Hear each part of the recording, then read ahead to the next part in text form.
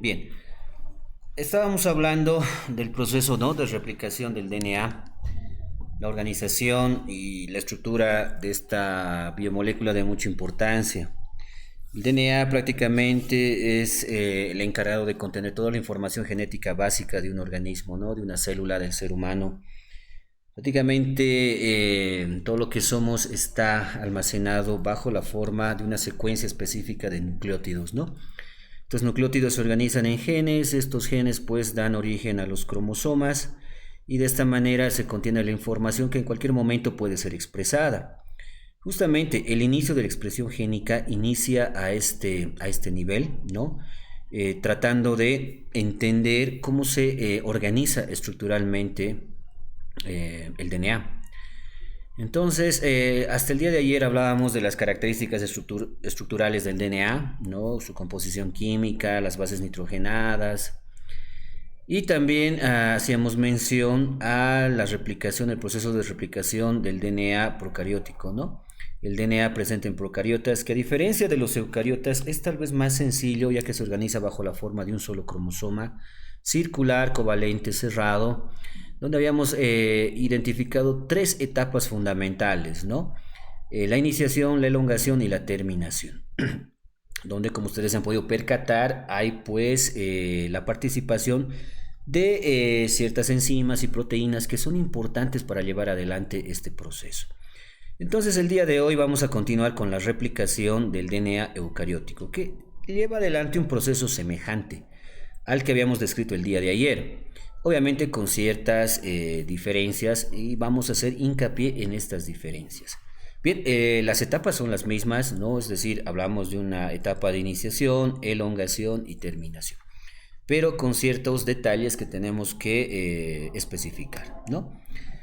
Empezamos entonces mencionando que existen algunas proteínas más específicas, más especializadas, que van a diferencia de lo que ocurre en la replicación procariótica, van a llevar adelante, ¿no?, las mismas funciones, pero desde o con características y funciones un tanto diferentes.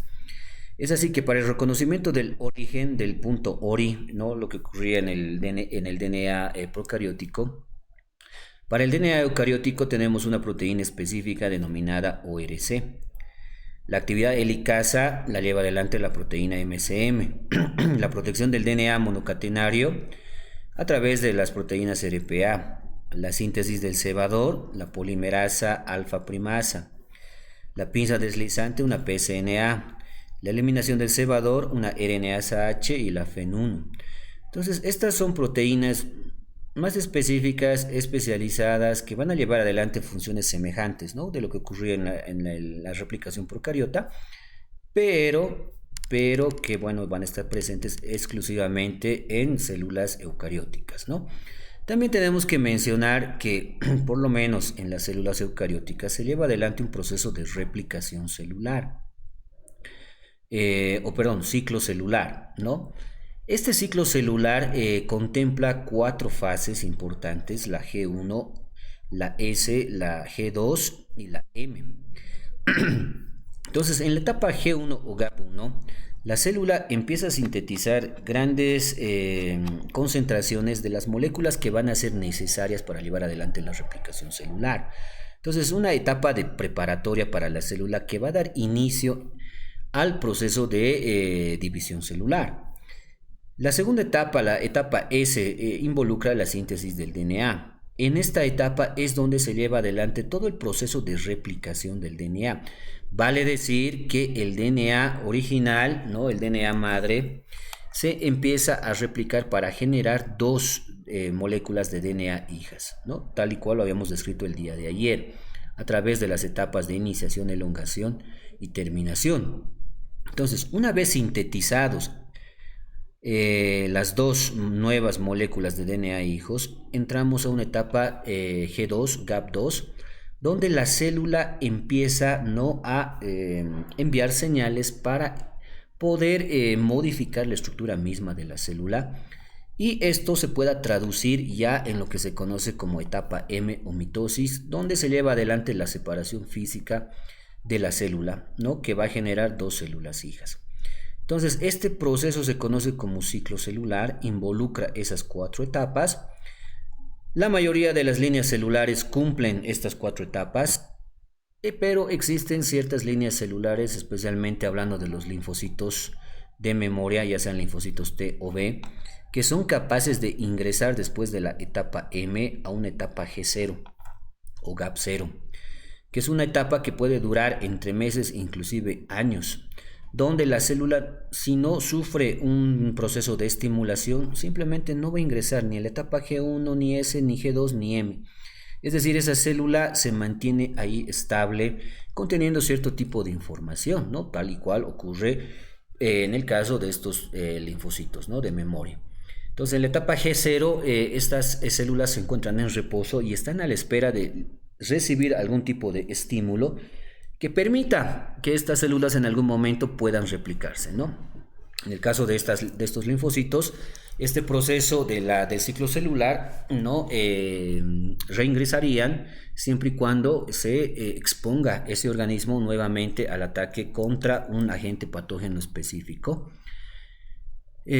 contra los cuales se ha formado esta determinada línea celular, ¿no? Entonces, es importante considerar esto del ciclo celular. Luego tenemos que hacer mención que existen diferentes tipos de polimerasas, tal y cual ocurría, ¿no? en la replicación procariota. Teníamos las polimerasas de 1 a 3. En este caso tenemos una nomenclatura que las designa con letras griegas, ¿no? Donde podemos identificar las polimerasas alfa, beta, gamma, delta y epsilon. Estas polimerasas llevan adelante distintos tipos de funciones, así como también algunas de estas pueden actuar como polimerasas correctoras, es decir, tienen la capacidad de poder corregir algún tipo de error. La polimerasa alfa no tiene función primasa e inicia la síntesis del DNA, pero a diferencia de lo que ocurre en las células procariotas, no tiene una función de corrección. Es decir, que si se genera algún error, esta polimerasa no la va a poder corregir, sino se requiere más bien la participación de otro grupo de polimerasas. La polimerasa beta no cumple la función de reparación, pero no puede realizar la corrección de la secuencia de nucleótidos. La polimerasa gamma replica el DNA mitocondrial específicamente y es capaz de llevar adelante la corrección del mismo, ¿no? En células eucariotas tenemos que diferenciar que existen 2 tipos de material genético. El material genético nuclear, ¿no? Que es la mayor parte que se concentra a nivel del núcleo. Pero no nos olvidemos que también existen organelas denominadas mitocondrias. Estas mitocondrias contienen su propio material genético, capaces de sintetizar proteínas exclusivas que se encuentran ubicadas en la membrana interna de la mitocondria, especialmente hablando, ¿no? Las proteínas de la cadena transportadora de electrones y fosforilación oxidativa. Entonces, este material genético, una vez que se lleva adelante, ¿no? El ciclo celular, la replicación de la célula, también tienen que dividirse, replicarse, ¿no? Entonces ahí es importante la participación de la polimerasa gamma. Polimerasa delta elonga los fragmentos de Okazaki de la hebra atrasada. El proceso de elongación de la molécula de DNA, tenemos que también mencionar que acá ocurre algo semejante a lo que ocurrió en las células procariotas. Se forman fragmentos de Okazaki.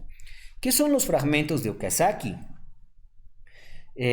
Son, ¿no? pequeños sectores que se van generando en la hebra retardada, fruto de la acción de las polimerasas que no pueden ir en un sentido antisentido, ¿no? Como ustedes ya saben, y el día de ayer lo habíamos revisado, la hebra guía tiene una orientación 3', 5', y las polimerasas lo que hacen es llevar adelante la replicación de la cadena monocatenaria de DNA en una orientación 5', 3'. Pero algo inverso ocurre en la hebra retardada, de tal manera que las DNA polimerasas requieren distintos puntos de reconocimiento de cebadores de RNA. Por lo tanto, se van generando pequeños fragmentos, ¿no? Y estos pequeños fragmentos del nuevo DNA que se está generando justamente se denominan fragmentos de Okazaki. Y en este caso, la elongación de estos fragmentos durante la replicación de células eucariotas, del DNA de células eucariotas, se lleva adelante gracias a la acción de las polimerasas delta. Polimerasas epsilon, ¿no? Alargan la hebra adelantada. La hebra adelantada es aquella que va en orientación 3', 5', por lo tanto, esta polimerasa hace su polimerización o realiza su polimerización en el sentido 5', 3', de tal manera que genera una sola hebra continua. Bien, y estas tres últimas tienen función correctora. Algo también que es importante mencionar dentro del DNA eucariota es que existen regiones específicas en el DNA que se denominan telómeros. Los telómeros se ubican a cada extremo de las cadenas de DNA. Estos telómeros son complejos de DNA no codificante y proteínas, que se conocen básicamente con el nombre de shelterina, y están, como lo comentaba, localizados en los extremos de los cromosomas lineales. Son una forma de marcaje, son una manera para poder mantener la integridad estructural del cromosoma, previniendo el ataque de nucleasas, y también hacen posible que los sistemas de reparación distingan un extremo verdadero de una rotura en el DNA doble hebra. Bien, entonces eran importantes, si ustedes recuerdan, en el DNA procariota la presencia de cierto tipo de proteínas de unión a DNA de simple hebra, ¿no? Esto para evitar justamente la degradación por ataque de endo y exonucleasas. En este caso, este marcaje se lleva gracias a la presencia de estos telómeros. Estos telómeros no son nada más que secuencias específicas de nucleótidos, como lo podemos ver en la imagen. Los telómeros se encuentran ubicados en los extremos del DNA, ¿no? En los extremos, es decir, que tenemos un telómero en el extremo 5' o 3' y el otro telómero ubicado en el otro extremo.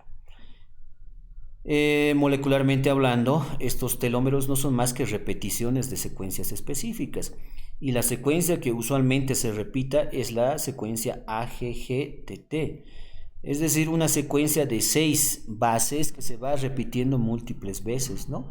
Acá podemos observar en el ejemplo 3 repeticiones, y si ustedes observan las 3 repeticiones tienen la misma secuencia, ¿no? AGGGT, segunda repetición AGGGTT, tercera repetición, lo propio. ¿No? ¿Cómo es que se generan estos telómeros? Estos telómeros se originan gracias a la acción de la telomerasa, que es la encargada de alargar el extremo 3' del DNA. Bien, esta telomerasa entonces es la que va a ir agregando durante cada replicación de ese DNA una secuencia repetitiva, ¿no? Es así que mientras más extensa o más larga sea esta secuencia repetitiva, eso nos hace conocer, ¿no?, que ese DNA ya se ha ido replicando múltiples veces. En otras palabras, ¿no?, a partir de conocer o poder identificar la cantidad de veces que se ha repetido esta secuencia, podemos nosotros aproximarnos a un número de cuántas veces se ha replicado ese DNA y en consecuencia cuántas veces se ha replicado la célula. Mientras más larga sea esa secuencia de telómeros, la célula obviamente se ha multiplicado varias veces, ¿no? Entonces, el cebador de RNA es sintetizado por la subunidad primasa de la DNA polimerasa A. El extremo 3' del cebador es elongado por la DNA polimerasa alfa. Y finalmente se elimina el RNA cebador, ¿no? Entonces, estos puntos también sirven para que las DNAs polimerasas puedan unirse e iniciar el proceso de polimerización.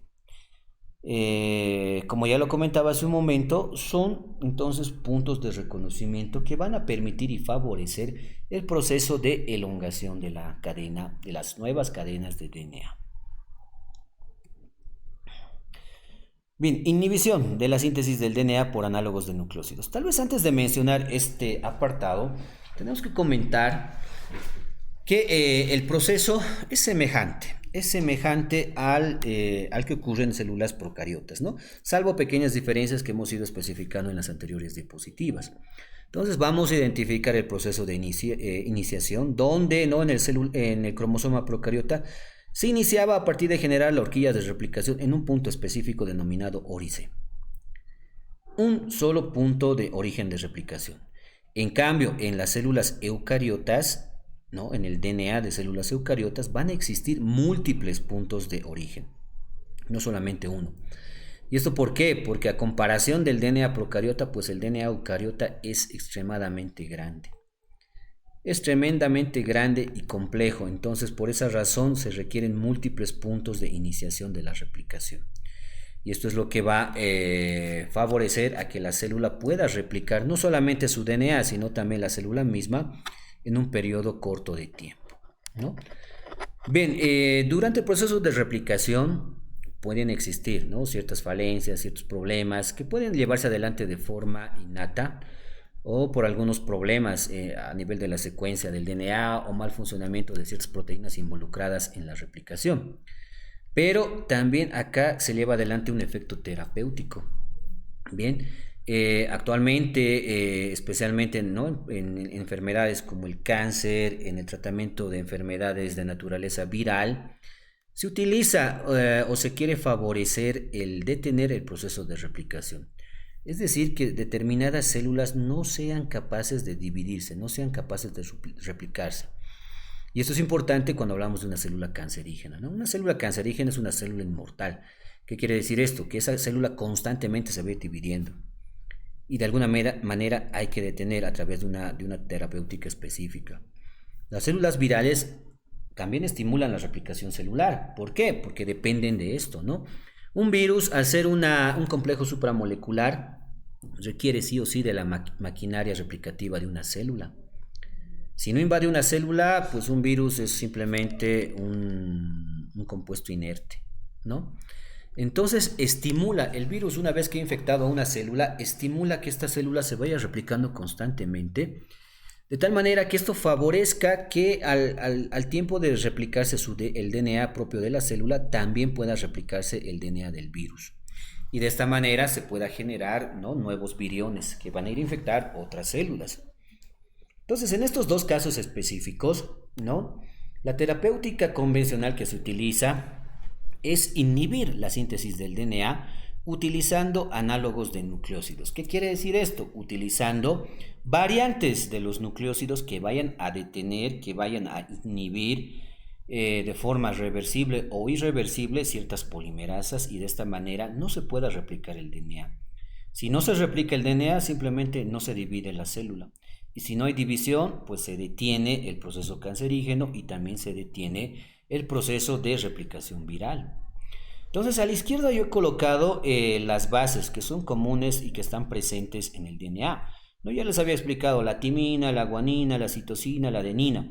Esto lo abordábamos el día de ayer, ¿no? Se denominan bases nitrogenadas, que están unidas a un monosacárido que en este caso corresponde a la desoxi 5' desoxirribosa, claro, 5' desoxirribosa y el grupo fosfato, ¿no? Las características estructurales las tenemos ahí en pantalla. Pero como terapéutica se pueden utilizar algunas variantes, ¿no? Y eso es lo que tenemos aquí al lado derecho. Por ejemplo, la AZT, la acidobudina, la timidina, la 2'3' didesoxiinosina, la desoxiadenosina, son fármacos que se utilizan para bloquear estas polimerasas, ya que tienen cierta semejanza estructural, con ligeras variaciones, obviamente, ¿no? Por ejemplo, tenemos acá la timina, ¿no?, con el grupo metilo. La AZT, la acidobudina, tiene una organización estructural parecida, semejante, ¿no? ¿Dónde radica la diferencia? En el monosacárido, ¿no? En el monosacárido acá tenemos un grupo alcohol que obviamente aquí está formando un enlace éster con el fosfato, de tal manera que esto favorezca la formación del esqueleto del DNA. Pero en el caso de la acidobudina, pues no está ese alcohol, ¿no?, sino más bien está un grupo nitrogenado. Entonces las polimerasas van a reconocer la mayor parte de la estructura, pero hay una pequeña variante, hay una pequeña alteración, y esa alteración va a hacer o a promover que las polimerasas no puedan llevar adelante la formación del enlace fosfodiéster, y en consecuencia no se va a detener el proceso de replicación, no se va a generar nuevo DNA. Si analizamos la timidina, no, bueno, justamente acá están lado a lado, ¿no?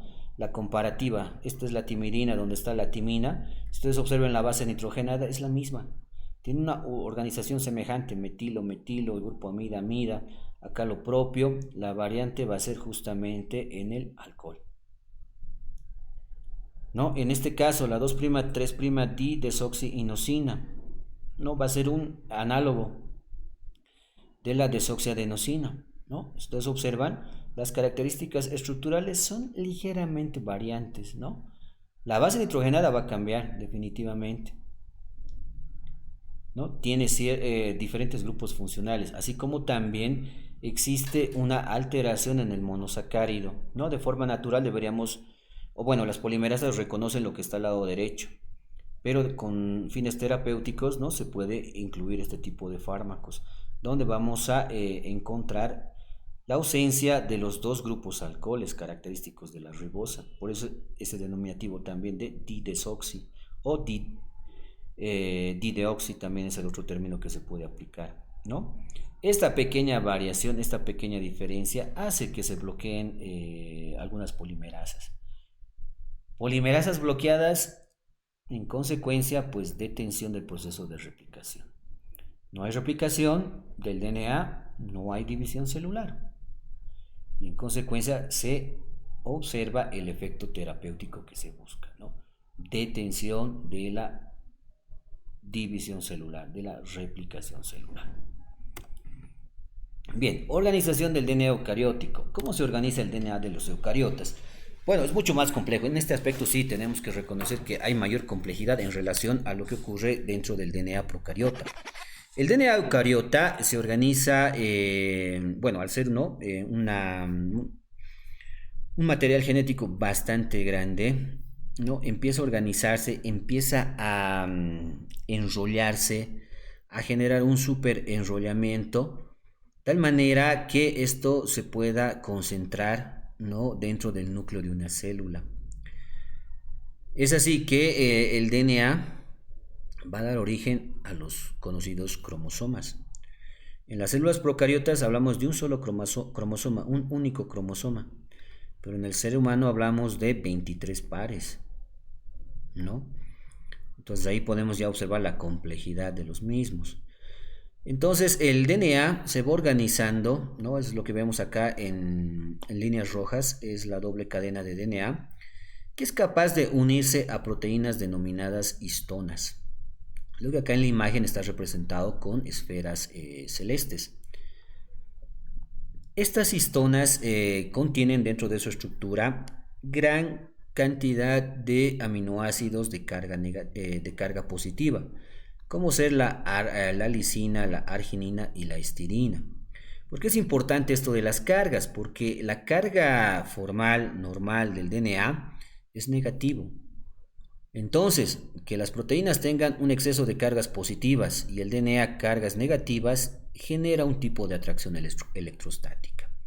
Y eso favorece que el DNA se vaya enrollando dentro de estas proteínas denominadas histonas.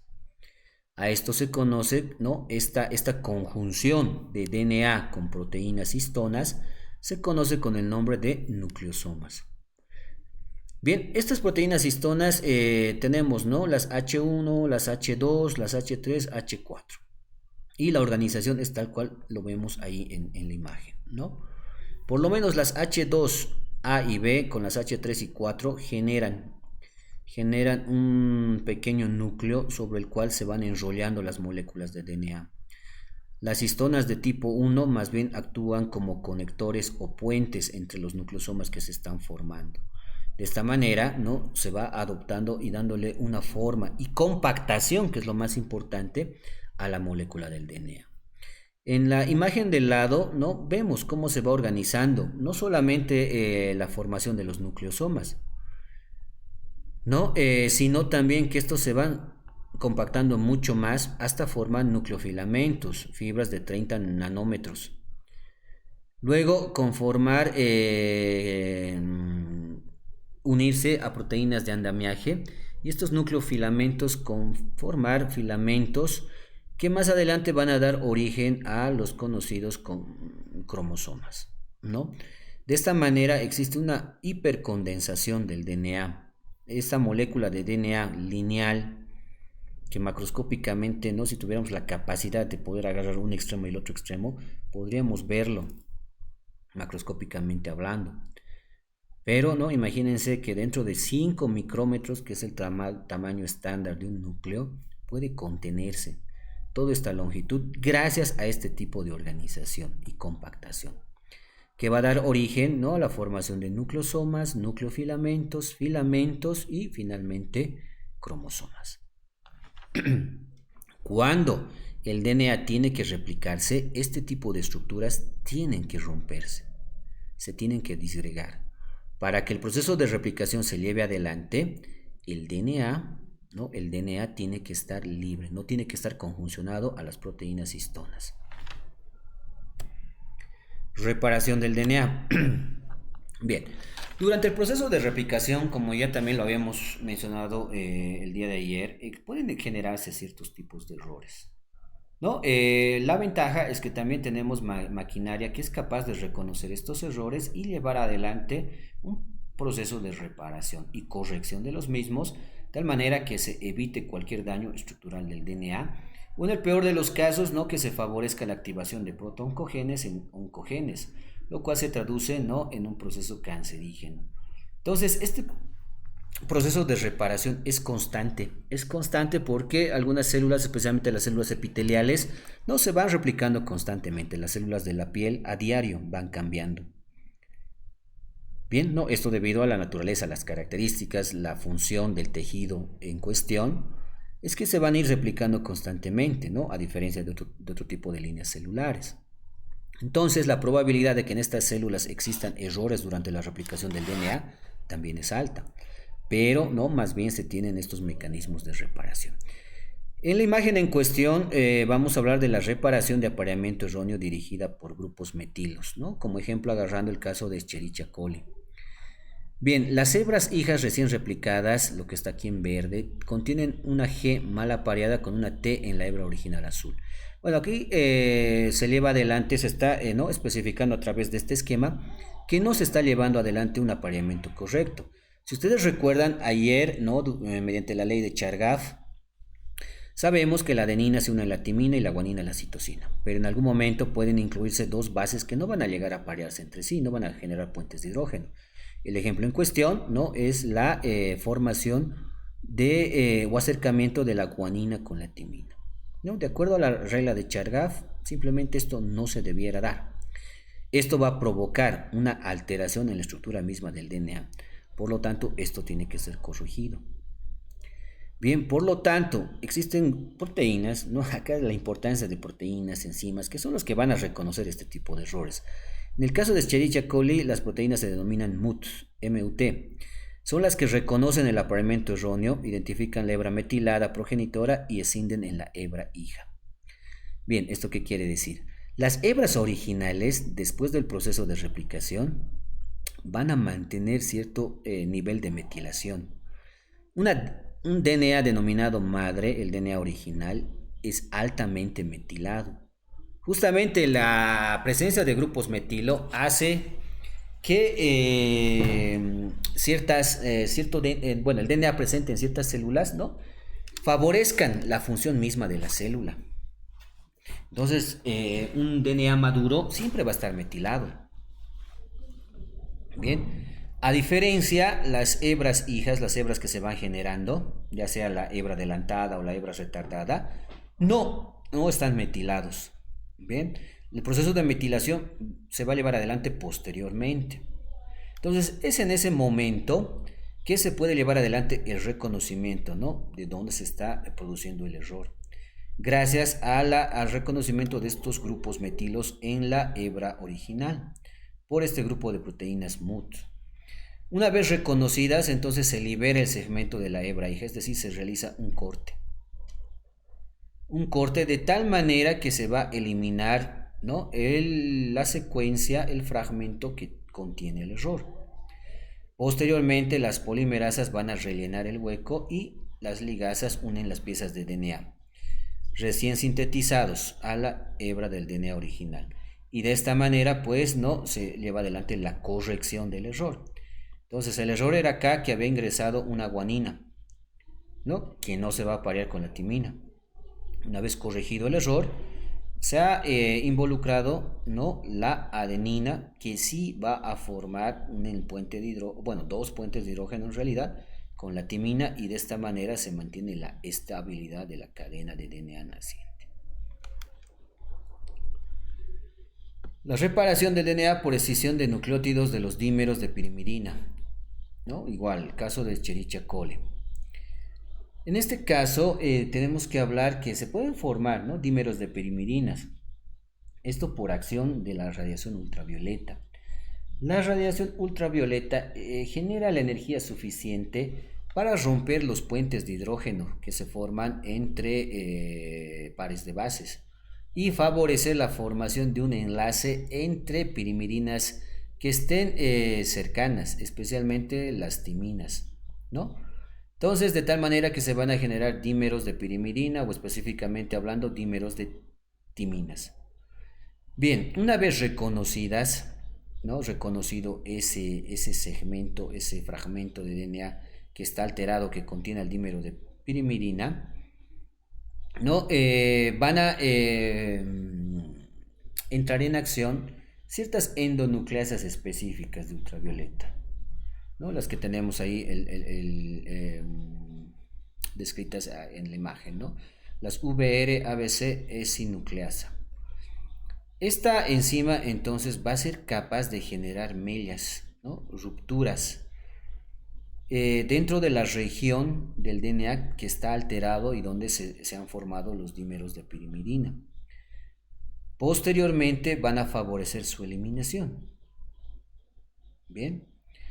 Y luego entra en acción la DNA polimerasa, y esta DNA polimerasa, ¿no?, es la que va a corregir los errores, va a permitir el ingreso de nucleótidos que favorezcan y se complementen con la cadena que no ha sido afectada, ¿no?, y posteriormente cerrada gracias a la acción de la DNA ligasa, y tenemos en consecuencia, ¿no?, una hebra doble de DNA corregida, estructuralmente hablando, de forma nativa y obviamente funcional.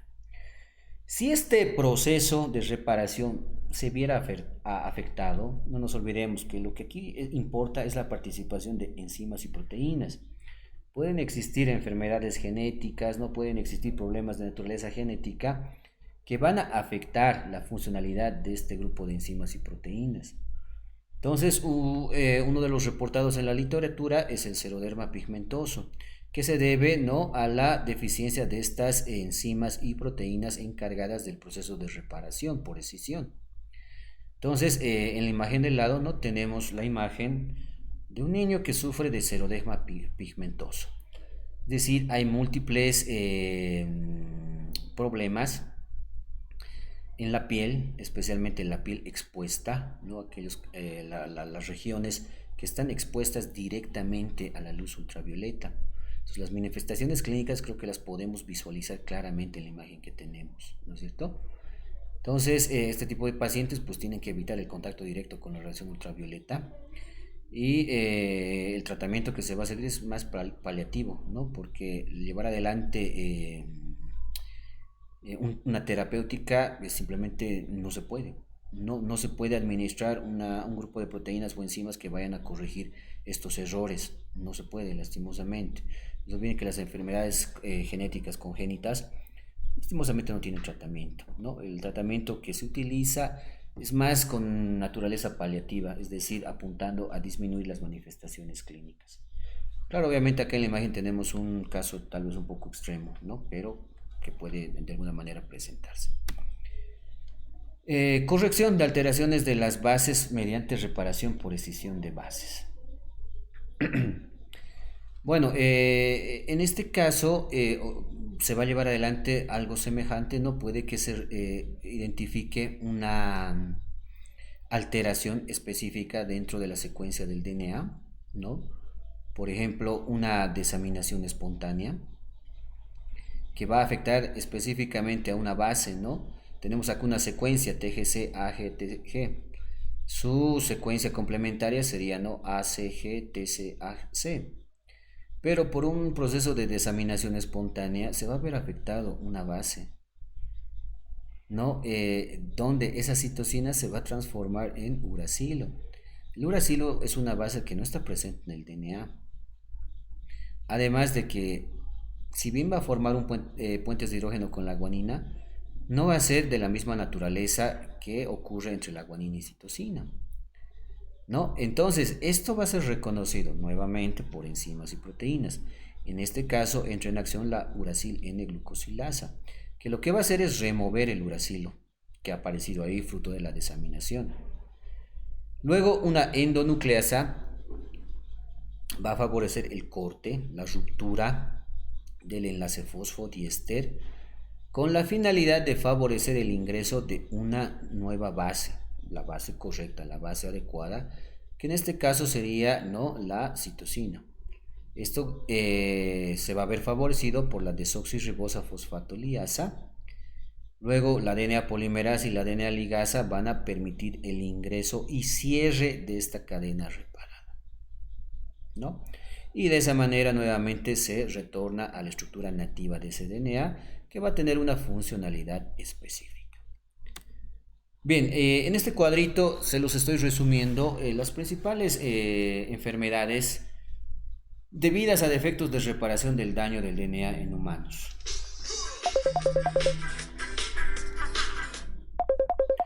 Bien, entonces quisiera que lo revisen con calma, ¿no? Y simplemente hacer mención. Muchas de estas enfermedades tienen una prevalencia extremadamente baja, son enfermedades raras, ¿no?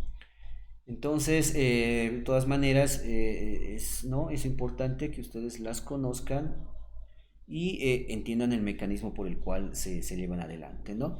Por ejemplo, las enfermedades de inmunodeficiencia combinada grave por reparación por unión de extremo no homólogo, el trastorno tipo AT, ¿no? Reparación homóloga defectuosa, el seroderma pigmentoso, reparación por excesión de nucleótidos, la poliposis asociada a MUTI, reparación por excesión de base, el cáncer colorectal hereditario, reparación de errores de emparejamiento, ¿no?